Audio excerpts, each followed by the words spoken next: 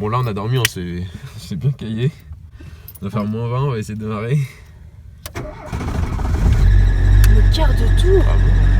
Je crois qu'on est les seuls des 1000 personnes qui sont à Boulajoul. Bon, par contre on va avec tout le monde.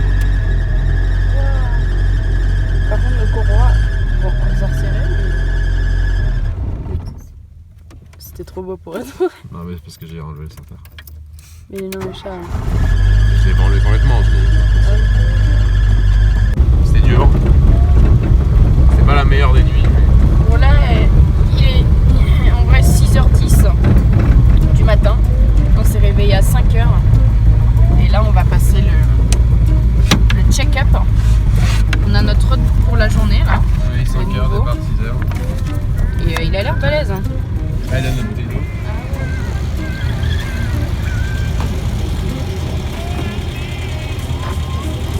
Bonjour. Après cette nuit très fraîche à Boulajoul, on part pour rejoindre ce soir Merzouga, là où il y aura toutes les pistes et tout le désert, donc on a hâte. On est parti très tôt parce que les départs se font par numéro d'équipage et on est le 91.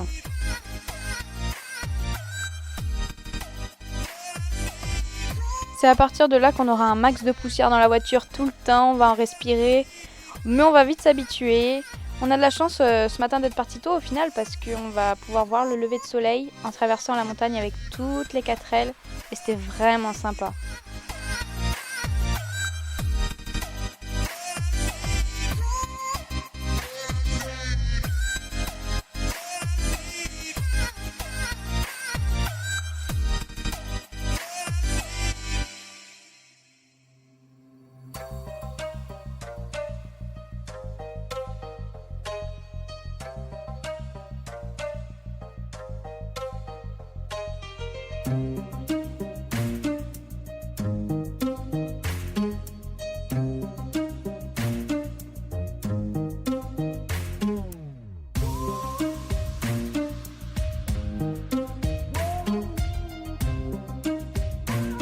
On voit que le soleil commence à se lever et ce matin on n'avait pas trop la déterre de faire les niveaux, il faisait quand même nuit et très froid.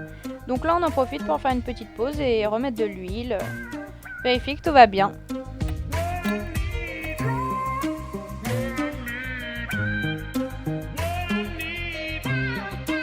Après cette longue descente, on trouve un petit spot.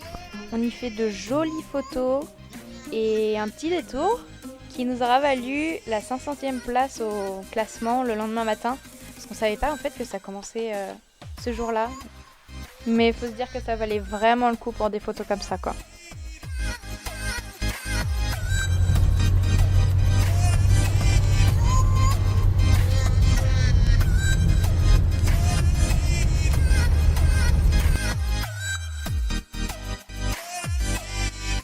En vrai, je pense que je fais pas trop peur à Hugo quand je suis au volant. Enfin, j'essaie de bien conduire parce qu'au Maroc, c'est compliqué. C'est comme à Paris, il faut trouver qui fait quoi, comment, et c'est pas forcément facile.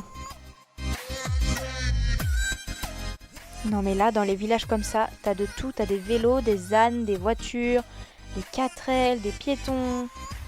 De gérer, c'est pas facile. Là, voici le fameux moment où on pose nos pneus sur les pistes, sur le vrai sable du désert, du Maroc. On pense que ça fait déjà bien mal à la 4L, mais au final, c'est que du beau paysage et ça n'a rien à voir avec ce qu'on va lui mettre plus tard.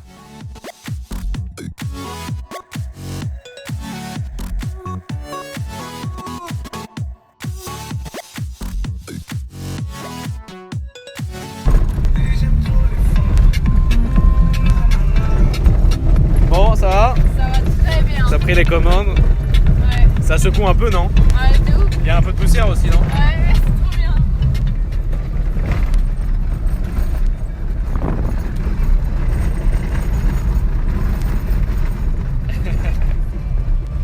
C'est un peu la course là, doucement.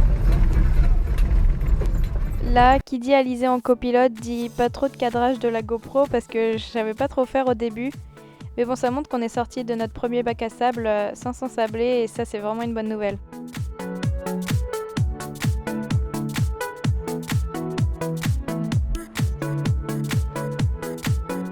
On voit l'arche, ça veut dire qu'on est bien arrivé à Merzouga.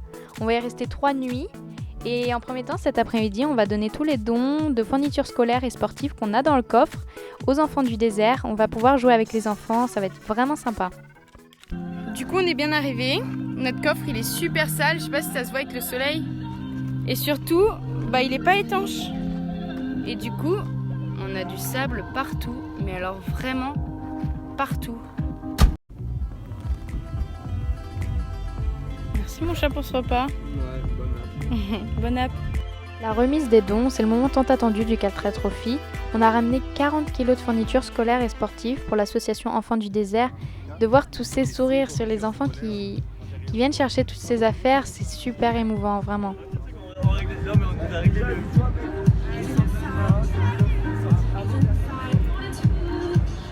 Grâce à tous les trophées de 2020, l'association Enfants du désert a pu récolter plus de 20 000 € de dons et plusieurs tonnes de fournitures scolaires et sportives.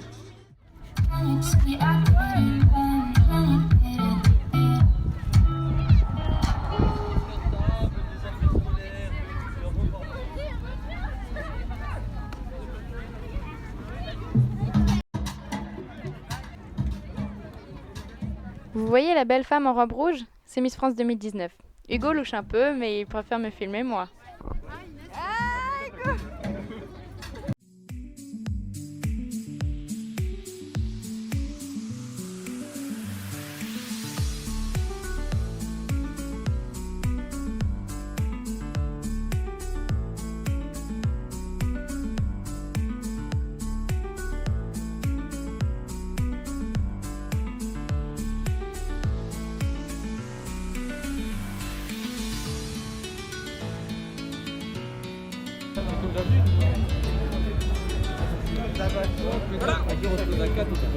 T'as monté là?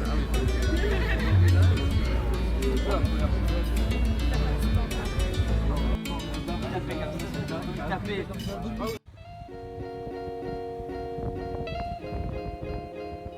Aujourd'hui, la boucle 1, on va pour faire 100 km dans les pistes et ce soir, on redort au bivouac. Donc on sort le roadbook, la boussole et c'est parti.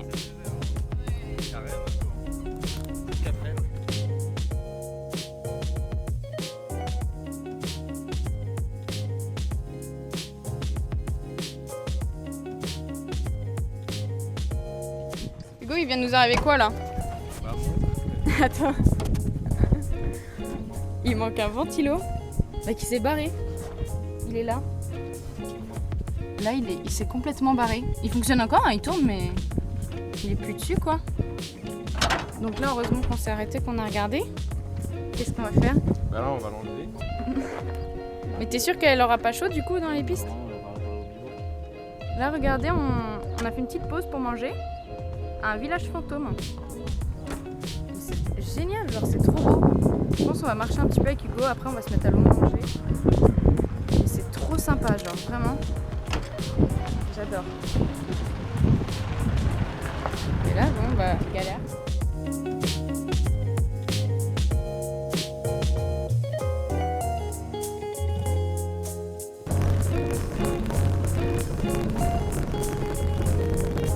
C'est normal que ça flotte pas. La route c'est H24 ça.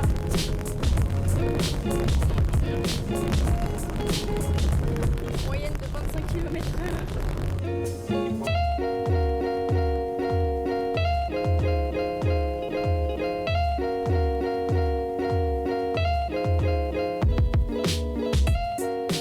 C'est sur le chemin du retour qu'on est heureux de fêter ces 114 000 km d'anniversaire.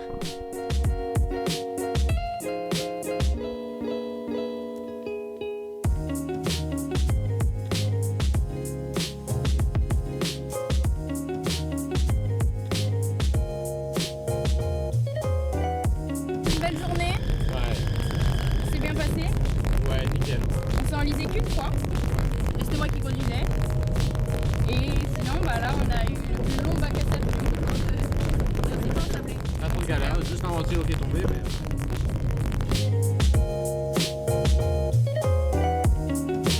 En arrivant, on est directement allé au stand Meka pour la première fois pour régler un problème de parallélisme parce que depuis Biarritz, il faut se dire que nos pneus sont lisses. On a déjà atteint le témoin depuis bien longtemps, Et au final, il y avait trop de monde, donc on s'est dit qu'on allait finir nos pneus dans le désert. On jouait un peu avec le feu parce qu'on n'avait que des roues de secours et on avait fait le choix de ne pas prendre des pneus crantés en se disant que ça allait rien changer. On avait bien raison parce qu'au final, on a fait tout le désert avec des pneus lisses et ça a plutôt bien fonctionné.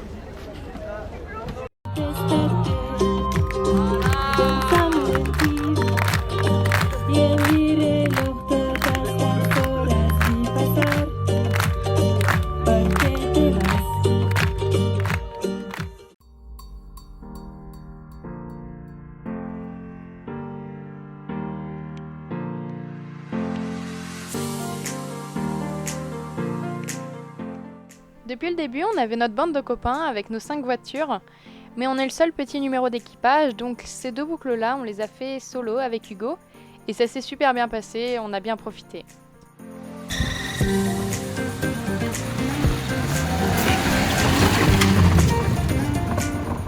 Aujourd'hui, grand départ pour la boucle 2. Ce matin, on a les résultats pour la boucle 1 de la veille. On est arrivé 99e sans forcément faire trop d'efforts, donc on s'est dit qu'aujourd'hui, on jouerait le classement. À savoir que le matin, on s'est pris 2 km de pénalité parce qu'on avait oublié de mettre nos phares en partant. On s'est un peu brouillon, donc on s'est dit qu'aujourd'hui on serait vraiment déter à rattraper tout ça. Tu vas doucement. Ok, tu vises l'antenne, là tu vas doucement en première, tu vas tout doucement. Tu t'enfonceras pas après, va plus doucement, plus doucement. Voilà. Moi je suis un petit peu perdu mais faut pas le dire.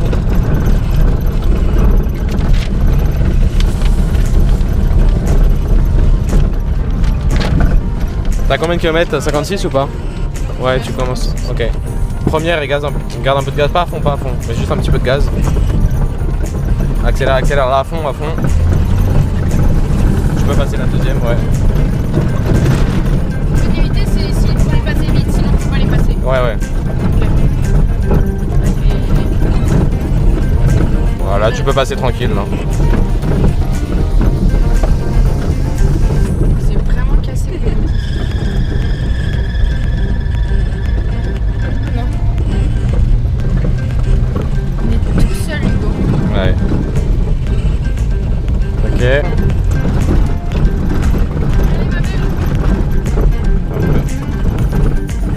Tu peux mettre deuxième, mets deuxième. C'est le CS là? Ils disent à gauche au goudron. Oui, Et après, oui, mais avant le CS3. Ah, mais ça veut dire que c'est la méca, c'est pas CS. Voilà, le désert c'est pas Waze, faut se repérer aux cailloux, aux buissons, aux maisons. Avec Hugo on est plutôt complémentaires, mais je préfère être copilote et Hugo pilote, on se débrouille mieux comme ça.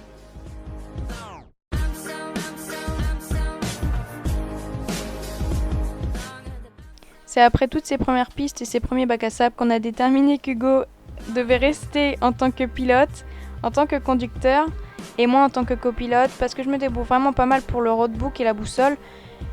J'ai pas un bon sens d'orientation de base, mais là dans le désert, je me débrouille pas mal. Et Hugo sait comment passer les rapports dans les bacs à sable, c'est ce qui nous avantage beaucoup à passer sablé.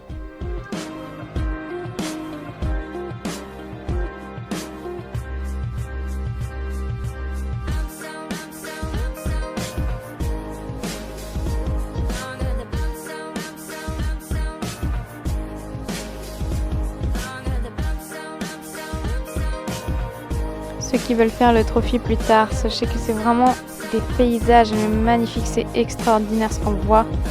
On mange plus de poussière qu'on voit de paysages, mais c'est beau.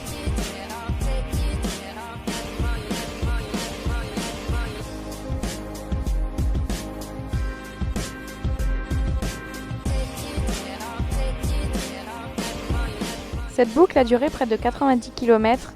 Et on s'est pas ensablé une seule fois depuis hier où je me suis ensablée. On a vraiment profité, c'est super sympa. Il y a plein de berbères qui nous tapent dans les mains, des enfants qui viennent nous aider quand on s'ensable et tout, c'est génial.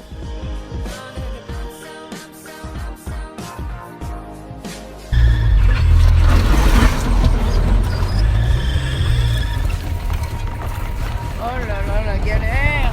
Aïe. Ça passe. Mais un vrai 4x4 le truc. Tous ces buissons d'épines, ils font super mal, mais c'est la seule végétation qu'il y a dans le désert à part quelques arbres. Donc Hugo il dit ça passe, mais le soir elle est rentrée toute rayée, Brigitte. Ah, c'est redur.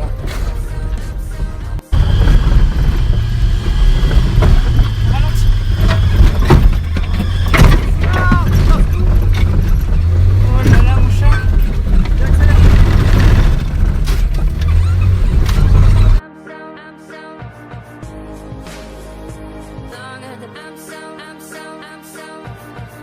Juste avant, c'était le plus gros bac à sable de toute l'histoire du 4L Trophy. Il fait 800 mètres, on s'est fait engueuler mais on est passé et on a une belle photo, c'est le principal, non?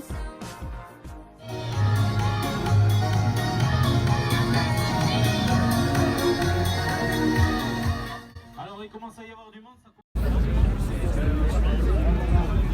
Énorme merci à vous d'avoir regardé jusqu'ici, la suite arrive bientôt et je tiens encore à remercier tous nos sponsors, ZF, S-Bureau, S2M, la Quincaillerie Le Cuiller, l'école EDC, Aquarelax, Zodiac, West Piscine Service, McDonald's et le CIC.